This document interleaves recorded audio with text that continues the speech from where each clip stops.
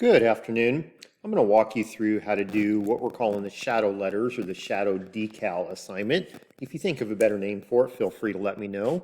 I already have Rhino set up, so I'm in small objects inches. Grid snap is off, ortho is off. I have O snap on and point, mid, and intersection selected. I actually don't need point selected for this. Smart track off, gumball on, and I have my layer set up. I have a white layer and I have a black layer. Your layers will be whatever colors you're going to do for this decal. So the first thing that I'm going to do is type text object, and I'm going to set my text height for 1.5 inches. I'm going to go ahead and use Hobo Standard. That font looks good to me. Output is going to be curves, but this time I want to make sure that group output is unchecked. In past assignments, we've had that checked, and most of the time, I would say go ahead and leave it checked. But this time, we don't want things to be grouped. And I'm going to hit OK. And there's my text right there. Okay. Now, what I need to do is make sure, so this text, I should have actually been in the white layer, so I'm going to change object layer there. So I want this to be white. The background will be black, and this top part will be white. What I'm going to do now is do an offset for each of these individual letters, which is why I wanted this ungrouped. I don't need this part selected, I don't need the middle of the O selected, and I need to do each of the letters individually.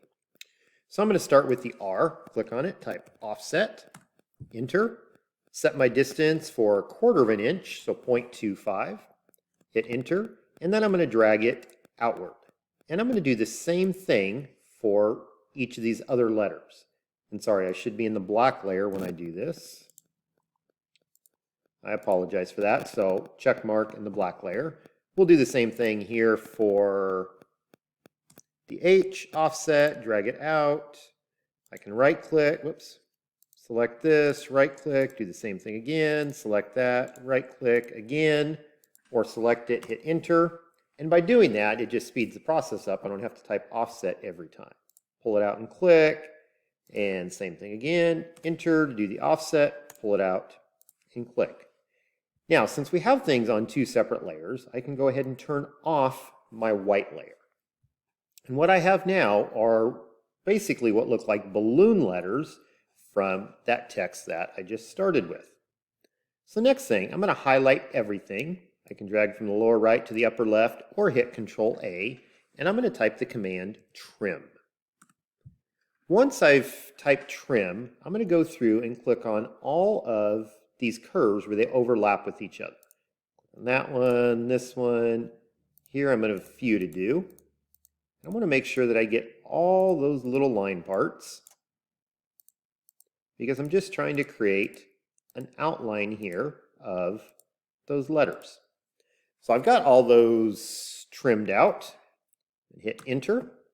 Next thing I'm going to do, it's still highlighted, so I'm going to type join, and I'm going to join those together. When I do that, I want to pay attention to my command line here. I want to make sure that it says however many curves were joined into one closed curve. If it tells you that there's any open curves in there, then we need to go back through and we need to figure out where those are because we want to get rid of them. We're going to be cutting this on the vinyl cutter, so any curve that is there, whether we can see it or not, the vinyl cutter is going to try to cut. Now, next thing that I can do, I'm going to go ahead and do a preview of what this would look like. So I'm still in the black layer. I can select that, type hatch, hit OK, and this would be the bottom of my decal. Now I'm going to turn on the white layer. We'll turn that off just so it's out of the way. Select all this, type hatch.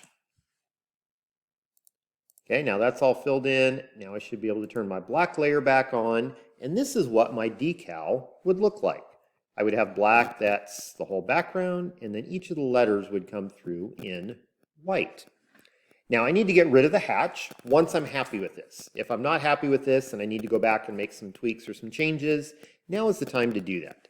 So I'm going to type SEL hatch, SEL HATCH, hit enter, and that's going to select all the fill that I added to that. I don't need that right now, so I'm going to go ahead and take it off. Next piece that I'm going to do is draw some alignment boxes. I want to make sure that these are a little bit off of my final project, and I'm going to copy those to all four corners. So in this case, I'm going to hold Alt and drag the gumball tool out a little bit more, and then drag that down, and then we'll go ahead and drag another one over here. Make sure we give ourselves a little bit of room there, which that's fine. Now I'm going to highlight those. So I'm going to click on the first one, hold Shift, and click on the remaining three. Once I've done that, I can go up to the black layer, right-click, and copy objects to layer. What that does is make sure that I have the alignment boxes on both of my layers. Okay? Once I've done that, and I'm happy with it, I'm going to go File, Save As. Make sure we save it appropriately. So Eggleston, Tim, underscore, we'll just call it shadow letters or shadow decal, something along those lines. Hit Save. Now, once that's in and it looks good, we can take that to the vinyl cutter and we can make our two-layer decal.